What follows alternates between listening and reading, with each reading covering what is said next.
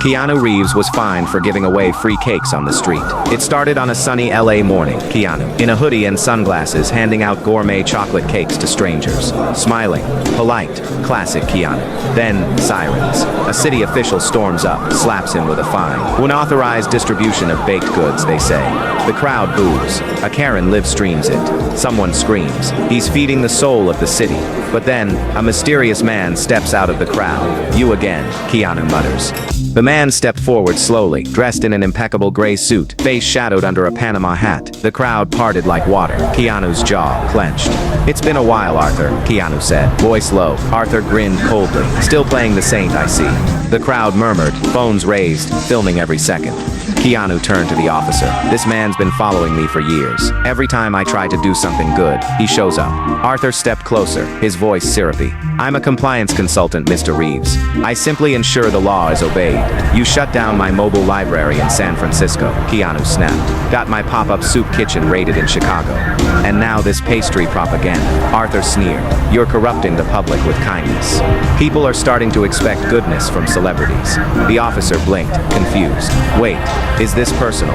"Oh, deeply," Arthur whispered. "He ruined my career."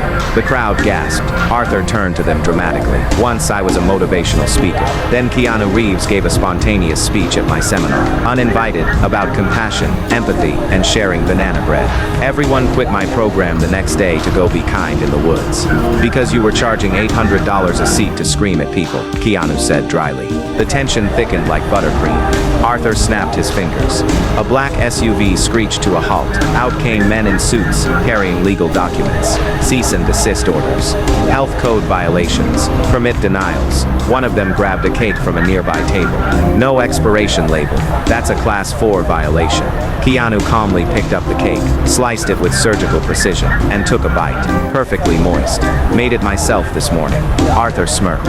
"You just admitted you manufactured these. In a non-certified kitchen, I presume." The officer looked hesitant. "This is beyond my pay grade." Then a small voice spoke up. "I liked the cake." Everyone turned. A little girl, no older than 6, stood there with frosting on her nose. Mr. Keanu said today was Cake It Forward Day. He said when someone gives you cake, you give kindness to someone else. A hush fell over the crowd. A bus driver stepped forward. "I gave my lunch to a homeless guy after I got a slice." A nurse raised her hand. "I forgave my ex." Dozens of voices joined in. One by one, they shared what they did after receiving Keanu's cake. Arthur's expression curdled. This is emotional manipulation," he shouted. Keanu stepped forward, voice calm but firm. "This is what happens when kindness spreads. It disrupts the system you profit from." The officer looked at the crowd, then at Arthur. "You know what? I'm tearing this fine up." Cheers erupted. Arthur screamed in rage, tore his cease and desist orders in half, and stormed off into the SUV, tires screeching into the distance. Keanu turned to the crowd, hands raised.